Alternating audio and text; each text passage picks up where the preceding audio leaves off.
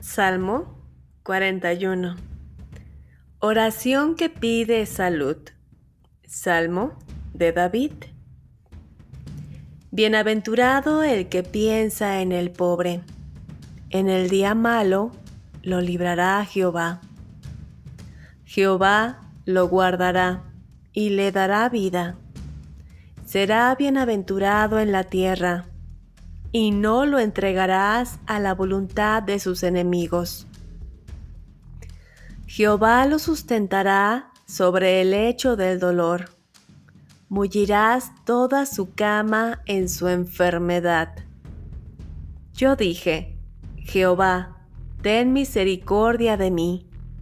Sana mi alma, porque contra ti he pecado.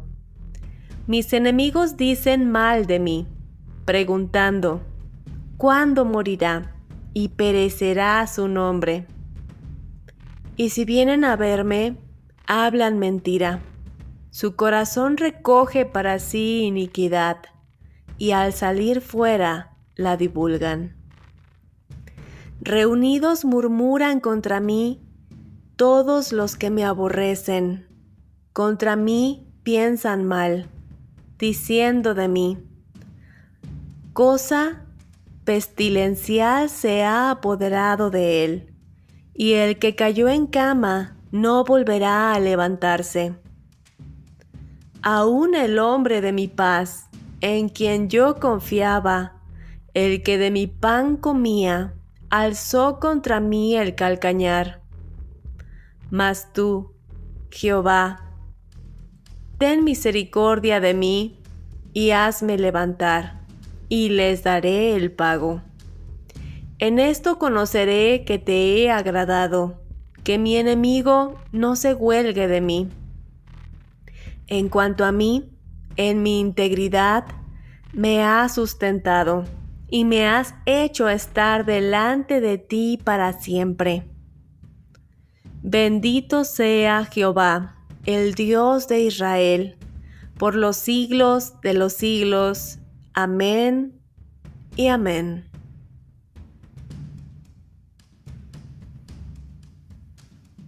Las palabras de este salmo son generales y son de aplicación a cualquiera que pudiera ser considerado como abatido. El mensaje de David en este Salmo 41 habla del tierno y amoroso cuidado de Dios en la unidad de cuidados intensivos de la vida. El versículo 1 dice así: Bienaventurado el que piensa en el pobre. En el día malo lo librará Jehová. Jehová lo guardará y le dará vida. Esta palabra piensa viene del hebreo sakal, que significa tener cuidado de, prestarle atención. Es decir, que el pensar en el pobre no es solamente decir pobrecitos y pasar de largo, sino que esta palabra es un llamado a la acción de cuidar y ayudar al necesitado. La idea detrás de la palabra aquí traducida como pobre puede incluir pobreza económica, pero es aún más amplia. Esta palabra pobre viene del hebreo dal, que significa débil, desvalido, indigente, menesteroso. A lo largo de la Escritura podemos ver que Dios tiene un interés especial por los pobres y bendice a los que muestran compasión a los necesitados. El que piensa en el pobre, el que ayuda al pobre, confía en Dios, puesto que está dispuesto a dar de sus propios recursos, pues sabe que lo que tiene le ha sido dado por Dios. Y si ha sido dado por Dios, es para dar a otros también. De alguna manera, lo que Dios nos da no es para nosotros, sino para compartir la bendición con otros. De hecho, Proverbios 19:17 dice así: El que ayuda al pobre, a Dios le presta, y el bien que ha hecho, Dios se lo pagará. Así lo dice también Mateo 5:7. Bienaventurados los misericordiosos, porque ellos alcanzarán misericordia. Los creyentes que han compartido la compasión de Dios por los necesitados pueden orar con la seguridad de que Dios tendrá misericordia de ellos y los librará cuando estén en angustia. Los protegerá del peligro. Destruirá el poder de Satanás y de sus enemigos, y les dará su presencia y sanidad cuando estén enfermos. Es decir, que alcanzarán la misericordia de Dios por haber sido misericordiosos con los más necesitados. El versículo 2 y 3 lo confirman así, pues dicen así: Jehová lo guardará y le dará vida. Será bienaventurado en la tierra, y no lo entregará a la voluntad de sus enemigos. Jehová lo sustentará sobre el lecho del dolor. Mullirás toda su cama en su enfermedad. Esta palabra mullirás viene del hebreo jafak, que significa cambiar o voltear. Por lo que el mullir su enfermedad implica que el Señor sale al encuentro de la persona enferma o sufriente y da la vuelta al pronóstico o cambia la perspectiva del que sufre una enfermedad o pena. Toda esta promesa es al misericordioso con el pobre. Esto no significa que el misericordioso no verá días malos, ni estará nunca enfermo, sino que Dios le sustentará y alcanzará la misericordia de Dios, pues hará notar que de alguna manera su mano de bendición con el que ha sido misericordioso con otros. El versículo 4 que dice así: Yo dije, Jehová, ten misericordia de mí, sana mi alma, porque contra ti he pecado. Este versículo hace notar la antigua asociación de la enfermedad con el pecado. Es verdad que algunas enfermedades son a causa de descuidos o imprudencias, y algunas otras son permitidas por Dios para glorificar su nombre por medio de la sanación de una causa que parece imposible. Pero en su mayoría, las enfermedades sí son consecuencia de los pecados. Jesús mismo, al sanar a los enfermos, solía decirles: tus pecados te son perdonados. Por ejemplo, los infartos, el cáncer, la fibromialgia y muchas más son consecuencia del odio y del resentimiento, de la falta de perdón, la envidia y la amargura por tiempos prolongados, incluso por años. El que la enfermedad se vuelva hereditaria nos habla de un pecado cometido por nuestros ancestros que tomó legalidad espiritual para transmitirse a los descendientes.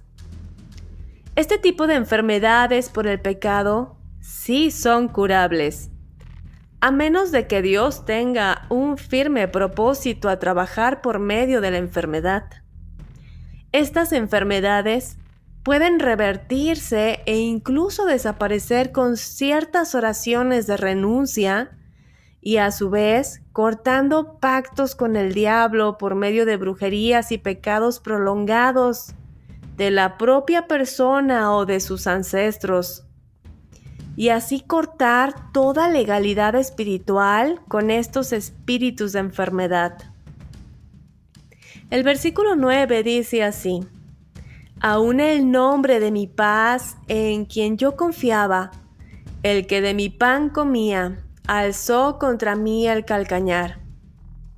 Posiblemente David pensaba en el que había sido su consejero Ahitofel, quien se unió a su hijo Absalón en una conspiración para usurpar el trono de David.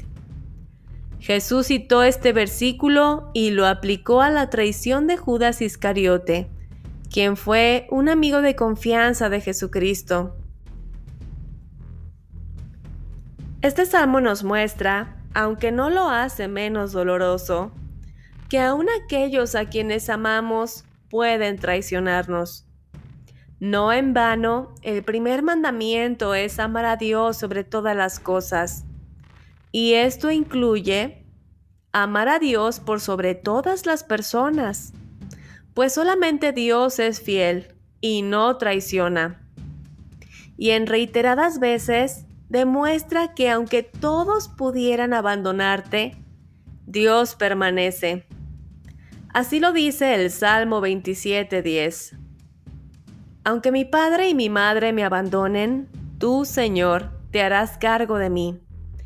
Estos versículos nos exhortan a poner siempre a Dios en primer lugar en nuestras vidas, porque teniendo a Dios por encima de cualquier persona o cosa, nuestra vida siempre tendrá sentido. ¿En quién tienes tú tu confianza? El versículo 13 dice así: Bendito sea Jehová, el Dios de Israel, por los siglos de los siglos. Amén y amén. Este es el final no solo de este salmo, sino del primer libro de los salmos. Aquí Yahvé es honrado como el Dios del pacto de Israel. Era apropiado que David terminara el canto con los ojos puestos en el Señor, no en sí mismo ni en sus enemigos. Cada uno de los 5 libros que componen Salmos termina con un estallido de alabanza, rematado por un doble amén. Palabra que en hebreo significa: es cierto, así sea, fiable, verificado y confirmado. El doble amén podría representar la respuesta enfática de adoración de la congregación tras escuchar la bendición. El decir, bendito sea Jehová por los siglos de los siglos, enfatiza que el Señor Dios debe ser alabado como el Dios eterno, que se extiende desde la eternidad pasada hasta la eternidad futura. La palabra eternidad en hebreo significa el punto de fuga, es decir, la idea es que el Dios de Israel es Jehová desde el pasado y que está mucho más allá del conocimiento humano, hacia el futuro que es igualmente así. La gran verdad se hace más clara en las palabras de Jesús en Apocalipsis 1, versículo 8. Yo soy el Alfa y la Omega, principio y fin, dice el Señor, el que es y que era y que ha de venir, el Todopoderoso. Acompáñame a hacer esta oración. Bendito Dios y Padre Celestial, te doy gracias por permitirme meditar en esta porción de tu palabra. Gracias por instruirme y guiarme por tu perfecto camino. Te pido que me ayudes a ser misericordioso como tú y a confiar en tu misericordia en mis momentos de aflicción. Te pido que sigas trabajando en mi carácter y que me ayudes a rechazar todo pensamiento de mal. En el nombre, sobre todo nombre de Cristo Jesús. Amén y amén. Mi querido hermano, que Dios te bendiga. Esta fue la reflexión del Salmo 41. Tu hermana en Cristo, Alondra Aguilar. Hasta el próximo episodio.